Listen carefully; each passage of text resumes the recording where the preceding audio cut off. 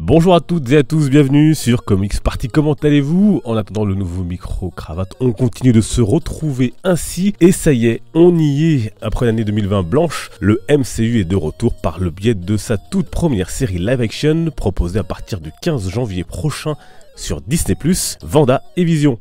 À cette date, la plateforme proposera 2 épisodes, puis 1 par semaine, pour un total de 9 épisodes. Alors au programme de cette série, l'amour bien sûr, mais aussi différentes réalités qui devraient s'entremêler. Une série très attendue donc, et qui s'annonce assez différente de ce qu'a pu nous proposer le MCU jusqu'ici. Alors, on en redemande. Comme le nom du show l'indique, la mutante Wanda Maximoff et le synthézoïde Vision seront au cœur de l'intrigue. Je vous propose donc aujourd'hui quelques titres pour découvrir l'étendue des récits derrière ces 2 héros de l'univers Marvel. Alors commençons par Wanda alias Scarlet Witch, la sorcière rouge en français. S'il y a bien un récit emblématique autour de sa personne et qui pourrait bien influencer son personnage dans la série et le prochain film Doctor Strange and the Multiverse of Madness, c'est bien sûr House of M. On en parle suffisamment sur la chaîne.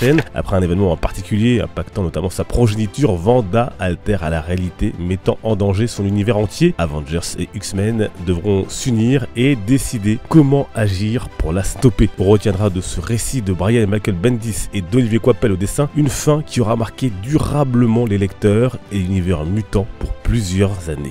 Et avant de vous plonger dans ce titre en lui-même, vous pouvez aussi découvrir Avengers La Séparation, où elle tient un rôle intéressant et marquant en ce qui concerne justement Vision. Alors ensuite on a droit à tout un tas de rééditions, puisque le 13 janvier prochain, Panini donc rééditera Wanda la sorcière rouge par James Robinson en Marvel Deluxe, 32 €, l'occasion de découvrir ou redécouvrir ce titre plutôt accessible pour les novices, puisque chaque épisode peut se lire indépendamment avec d'ailleurs un dessinateur différent à chaque fois. Le titre lui nous entraîne dans un voyage aux 4 coins du monde sur les traces de la sorcellerie avec donc Wanda. Ces récits ont été précédemment publiés en 3 tomes dans la collection 100% Marvel, donc si vous les avez, inutile de vous replonger dans ce titre en Deluxe. Toujours au niveau des rééditions, on peut citer un titre mettant en scène les 2 personnages, la Vision et la sorcière rouge, le mariage par Bill Mantlo, car oui, avant tout Wanda et Vision c'est aussi une histoire d'amour, un titre vintage, publié au milieu des années 70 avec son lot de révélations et la présence du père de Wanda en prime, Magneto.